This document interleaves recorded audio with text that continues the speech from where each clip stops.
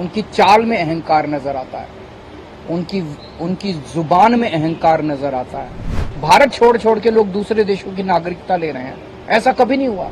जैसे हमारी सरकार बनी 2015 में, 2016 में इन्होंने शुंगलू कमेटी बिठाई। शुंगलू कमेटी ने हमारी दिल्ली सरकार के तब तक जितने काम किए थे 400 फाइल मंगाई, 400 साढ़े 400 फाइलें मंगाई। सारी फाइलें बड़े बड़े अफसरों ने बैठ के जांच करी और एक पैसे का, नए पैसे का भी घोटाला नहीं निकला। उसके बाद मोदी जी ने हमारे एमएलएज के ऊपर झूठे झूठे केस करने चालू कर दिए। हमारे आम आदमी पार्टी के एमएलएज पे अभी तक 170 से ज्यादा केस कर चुके हैं, 170 से ज्यादा, और उनमें 140 से ज्यादा केसेस में जजमेंट आ चुके हैं, जिसमें सारे जजमेंट मोदी जी के खिलाफ हैं। सारे जजमेंट हमारे पक्ष में आए हैं कि झूठा केस किया गया हमारे एमएलए के खिलाफ, झूठी एफआईआर की गई, झूठी गिरफ्तारी की गई, गलत गिरफ्तारी की गई। उसके बाद इन्होंने पिछले 2 साल से हमारे मंत्रियों को और सीनियर नेताओं को अब गिरफ्तार करना चालू किया। इन्होंने सत्येंद्र जैन को गिरफ्तार किया, इन्होंने मनीष सिसोदिया को गिरफ्तार किया, इन्होंने संजय सिंह को गिरफ्तार किया, इन्होंने कल अमानतुल्लाह खान के यहाँ ईडी की रेड की। मामला चूंकि कोर्ट में है, मैं सब जुडिस है, मैं ज्यादा नहीं बोलूंगा, लेकिन अगर आपने मनीष सिसोदिया के केस में पिछले हफ्ते सुप्रीम कोर्ट में जो सुनवाई हुई, अगर आपने वो सुनवाई सुनी हो, तो जिस तरह से जज बार बार उनसे एक ही सवाल पूछ रहे थे कि कोई तो सबूत दो, कोई तो सबूत दो। इन लोगों के पास एक भी सबूत नहीं था मनीष सिसोदिया के खिलाफ। तो इसका मतलब सारे के सारे केसेस झूठे किए जा रहे हैं। कल जो अमानतुल्लाह खान के यहाँ रेड हुई, वो भी एक तरह से, जिस तरह से आम आदमी पार्टी को खत्म करने के लिए मोदी जी की पूरी मुहिम है, उसी का एक हिस्सा है। आज तक एक नए पैसे का कहीं कोई हेराफेरी नहीं निकली। मैं नरेंद्र मोदी जी को चैलेंज करता हूं, आप इतनी इंक्वायरी हमारी, बोले बस घोटाला कर दिया केजरीवाल ने, सड़कों का घोटाला कर दिया, बिजली का घोटाला कर दिया, पानी का घोटाला, इतने घोटाले, इतनी जांच करा ली। एक नए पैसे का मैं चैलेंज करता हूं, एक नए पैसे का अगर आपको कहीं कुछ मिला हो, अगर मिला हो तो आपको लगता है मेरे को छोड़ देते मोदी जी, कहीं कुछ नहीं मिला उनको। तो ये सारी की सारी जितनी जांच चल रही है, ये सारी फर्जी जांच है और उनका मकसद भ्रष्टाचार खत्म करना नहीं है। दूसरी पार्टियों के जितने भ्रष्टाचारी हैं, सारे भ्रष्टाचारी उन्होंने अपनी पार्टी में शामिल कर लिए।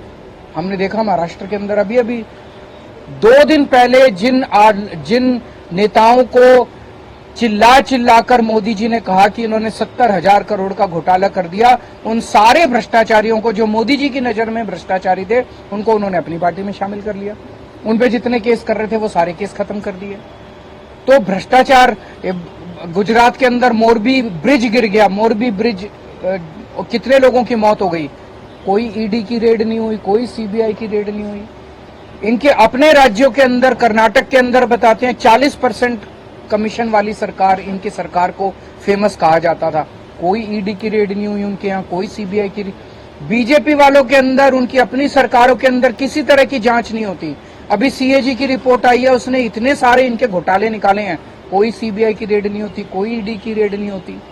बताते हैं ये अपने दोस्तों के इन्होंने अरबों रुपए के लोन माफ कर दिए, कोई ईडी की। तो भ्रष्टाचार खत्म करना इनका मकसद नहीं है, इनका केवल और केवल मकसद है विपक्ष के लोगों को किसी भी तरह से तंग करना। बहुत ज्यादा अहंकार हो गया मोदी जी को। आप टीवी पे देखते हैं जिस तरह से वो चलते हैं, उनकी चाल में अहंकार नजर आता है, उनकी जुबान में अहंकार नजर आता है, उनकी बातचीत करने में अहंकार नजर आता है। जिस तरह से वो अब किसी इंसान को इंसान नहीं समझते। और अगर किसी देश के राजा को इतना ज्यादा अहंकार हो जाए तो फिर उस देश की तरक्की कैसे हो सकती है।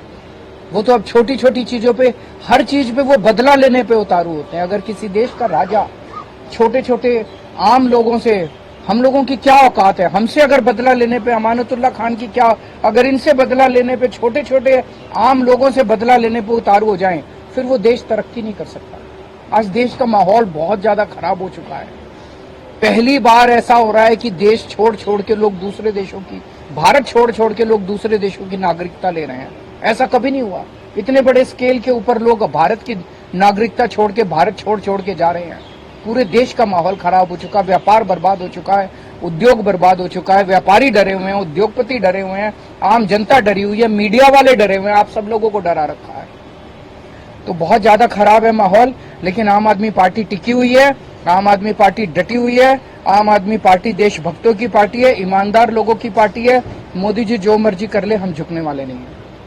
संजय सिंह के खिलाफ कल ईडी ने कहा कि 4 करोड़ रुपए में रिश्वत दिया गया और कुछ पेपर बताए। साबित तो करे। मैंने भी सुना था ईडी कोर्ट में कह रही थी कि हमारे पास सबूत तो हैं, लेकिन हम दिखाएंगे नहीं। कल ईडी ने कोर्ट में बोला हमारे पास सबूत तो है, हम दिखाएंगे नहीं। तो अगर कोर्ट को ही सबूत नहीं दिखाओगे तो किसको दिखाओगे? अपने घर में रखोगे क्या सबूत? कोर्ट को कहा कि उनकी सुरक्षा को लेकर कई सारे कंसर्न है, ये भी कहा कि एनकाउंटर किया जा सकता है उनका, तो उसकी जिम्मेदारी कौन लेगा? तो मैं उम्मीद करता हूं कि कोर्ट इस बारे में वो लेगा और उसके ऊपर उचित कदम उठाएगा।